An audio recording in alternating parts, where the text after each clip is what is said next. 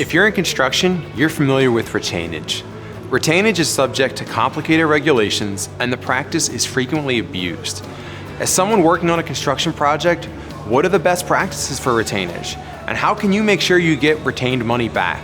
Retainage is also called retention, and it's the amount of money held back from a contractor or sub during the term of a construction project.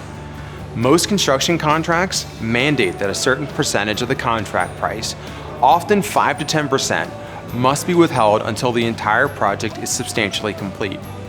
And as a result, typically, every progress payment is discounted by about 5 to 10%. Then the amounts that were withheld during the life of the project are paid out at the end.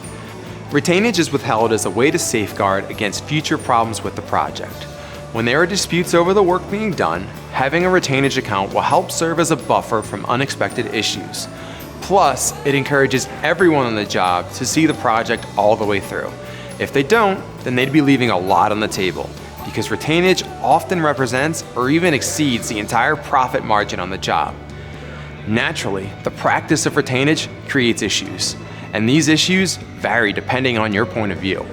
If you're a property owner, developer, or GC, you may be thinking about how to hold on to retainage as long as possible to protect yourself and to encourage project participants. If you're a contractor, you may be thinking about how to avoid having excess retainage withheld and how to make sure retainage gets released on time. In either case, everything starts with the contract. If retainage is not specifically addressed in the construction contract, then it typically shouldn't be withheld, even where retainage is allowed by law. It's pretty common for the parties to include some retention provisions within their construction contracts, but the amount of retainage that can be withheld is often limited by state law, so it's not always simply a matter of what's in the contract. Now let's go over the legal limitations on how much and for how long retainage can be withheld. Retainage is treated differently depending on who owns the project.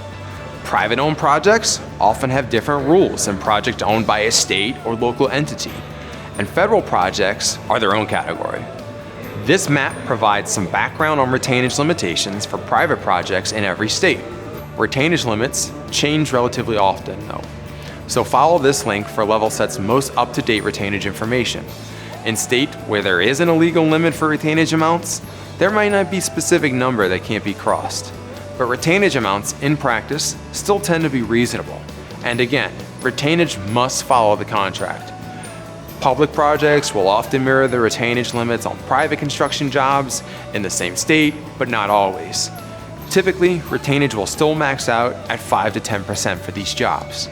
But to be sure of what's allowable, it's important to double check your state's requirements. For federal construction projects, retainage may be withheld, but retainage can only be withheld if it's specifically addressed in the contract.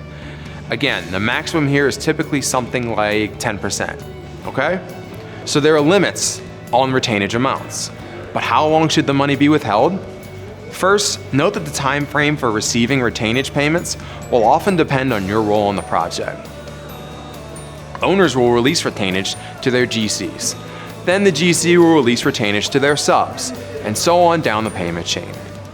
So the time frame for receiving retainage will depend on a number of different factors, particularly when your customer receives payment, and naturally for subs and sub-subs and the parties further down the payment chain, retainage tends to come slowly.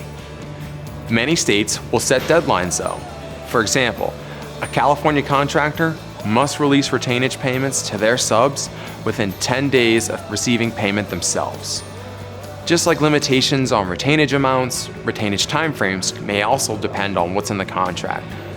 Not every state sets a specific time frame for releasing retainage, and some states simply require retainage to be released within a reasonable time.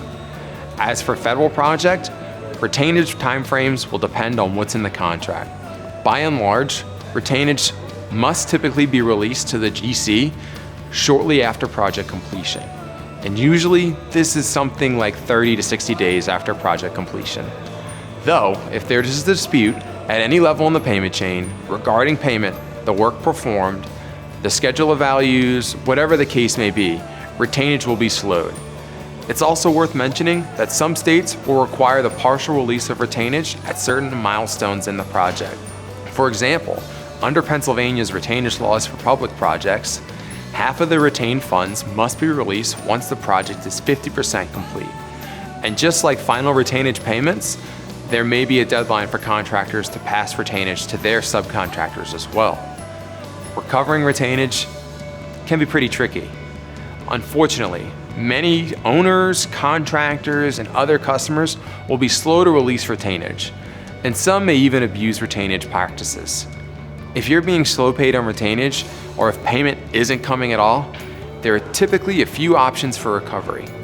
To start, the typical, less formal recovery options will be available. Things like invoice reminders and even demand letters can help to get paid when a customer is slow releasing payment. Making things a little more serious, a threat to file a mechanics lien or bond claim can also work to get payment talks moving in the right direction. But when a customer, project owner, or surety knows that a claim will be filed, they'll typically want to avoid a potential claim. And further, a threat to file a lawsuit can do the trick too. This is especially true in a state that has retainage laws on the books. Those laws typically will include interest penalties, which raise the stakes for non-paying customers. And if necessary, making a formal claim for recovery can get the job done. On privately owned projects, retainage can generally be included in a lien claim, because retainage represents amounts that are owed for work already performed. So much like any other unpaid amounts, retainage can be typically liened. The same is true for bond claims on both state and federal projects. Bond claims may typically be filed for retainage recovery. And finally, note that a lawsuit is always an option, albeit a fairly undesirable one. When retainage hasn't been paid as required, a claimant will typically have some legal options at their disposal, like a lawsuit under their state's prompt payment laws, retainage laws, or under a theory like breach of contract. We hope this information has been helpful. Retainage recovery can be a hassle in construction, but when you know your rights, it's easier to get your hands on what you're owed. Please subscribe to our channel if you want to see more construction payment videos. Leave a comment down below and let us know your experience with retainage recovery. And if you have any other construction payment questions, visit levelset.com for a free state-by-state resource and forms. Talk or live chat with one of our payment experts, or get free construction payment help from our experts. And remember, payment help is here.